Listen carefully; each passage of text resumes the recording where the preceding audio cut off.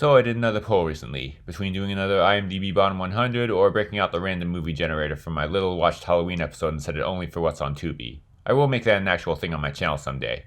Anyway, I was expecting similar results to my last poll, and there was no mistake. The answer was the same on all of these polls. Well, I guess it's the letterboxd one then. I was mostly just doing this because in the video where I brought up the poll, I mentioned what the IMDb movie would be.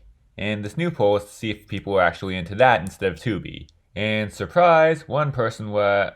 Okay, so at the time I was writing this, there was only one vote and it was for Santa Claus. Sorry to the guy who tied it up, but mark my words, the random movie generator will happen someday. Stop trying to make watching random movies happen. It's not going to happen. I had the idea for that clip before seeing the new poll numbers. Wasn't sure whether or not I should use it now that there's at least some demand. Until that day, we've got number 45, Santa Claus Conquers the Martians from 1964. Streaming on...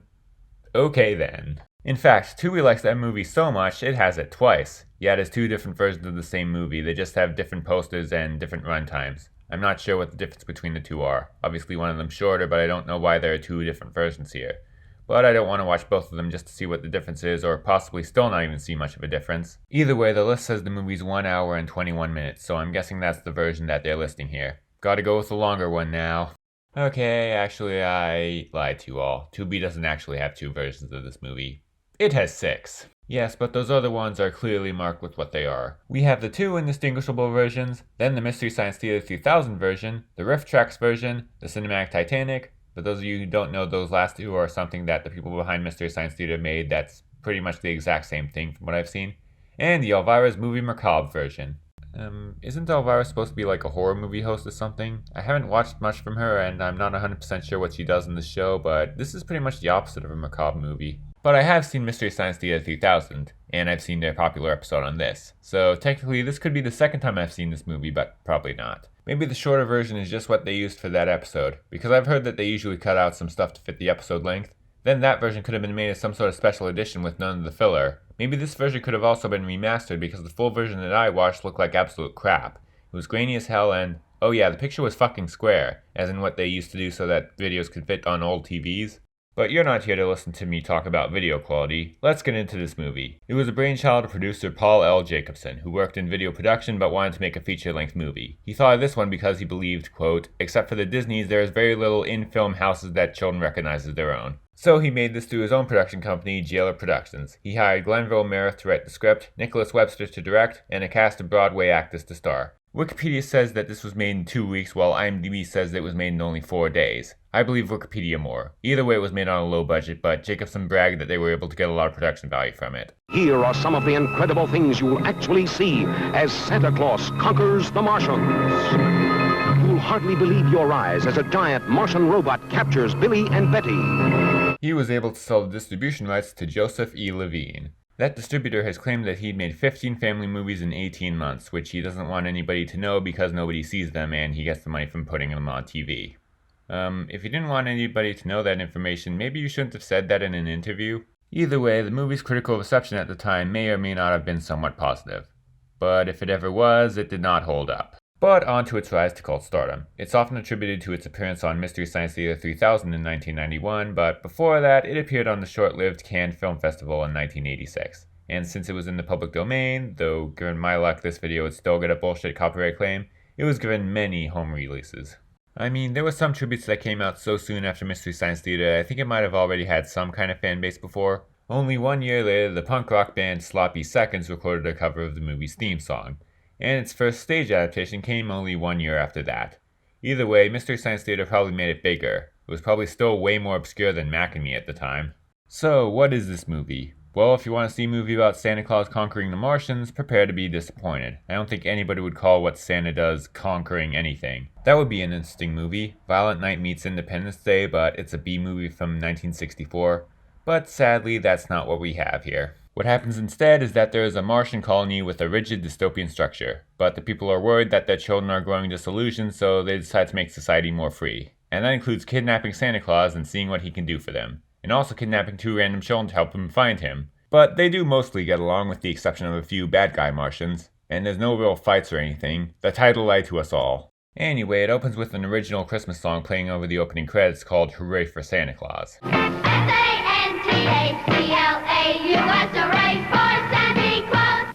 Apparently, some people point to that song as being one of the many bad things about it, but I don't see it. To me, it just sounds like any other generic Christmas carol that didn't take off. It was good enough for sloppy seconds. My biggest complaint with it is that the line actually goes hooray for Santa Claus.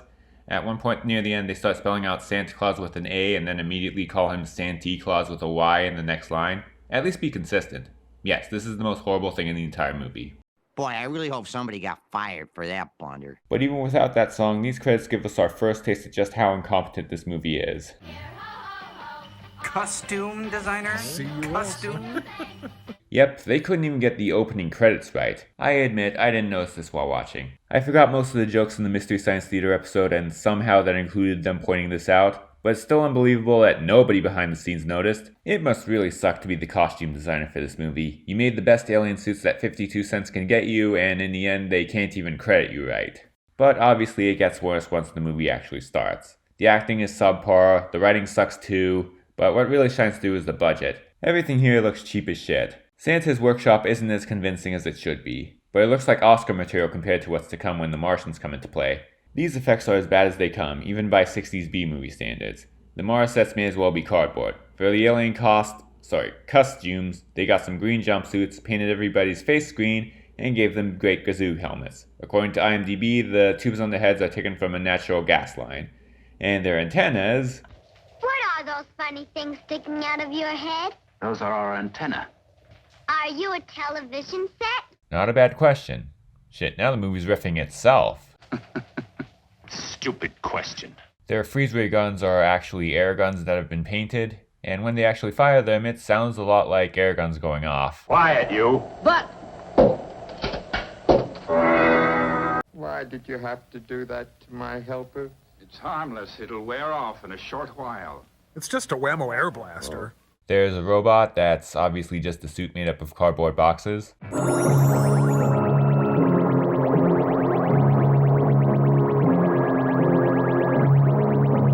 Also, there's a scene with a polar bear, and it's clearly just a guy in a suit. Like, even more obvious than the rest of the movie. I laughed my ass off when I first saw it on MST3K, but to be fair, it's still slightly more convincing than the bear in Hercules in New York. So, where's that production value that they were talking about? It's so exciting, so amazing, you'll want to tell all your friends about that wondrous day when red-faced Santa meets the green-faced Martians.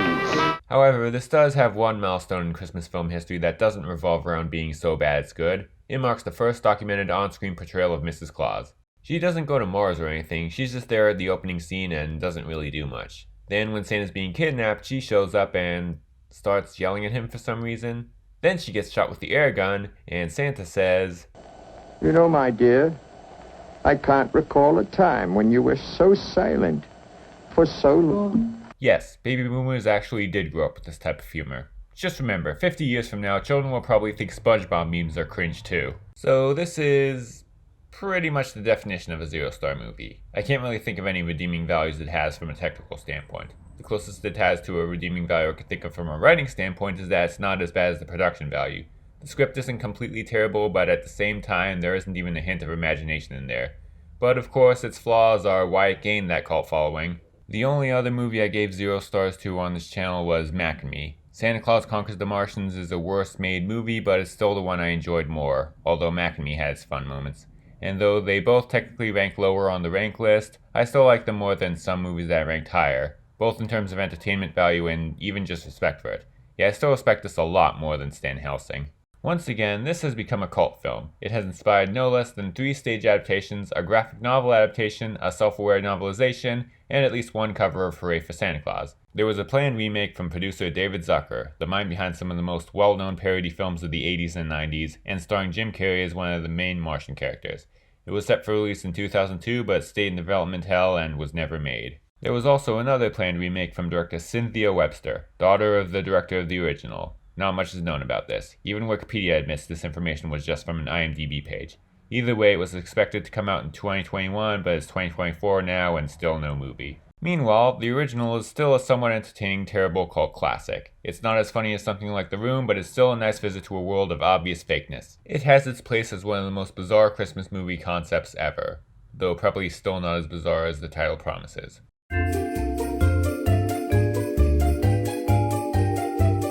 Oh yeah, I just got a Facebook account for this channel. Can't believe I haven't done that for so long. You can find the link in the description along with all my other social media links.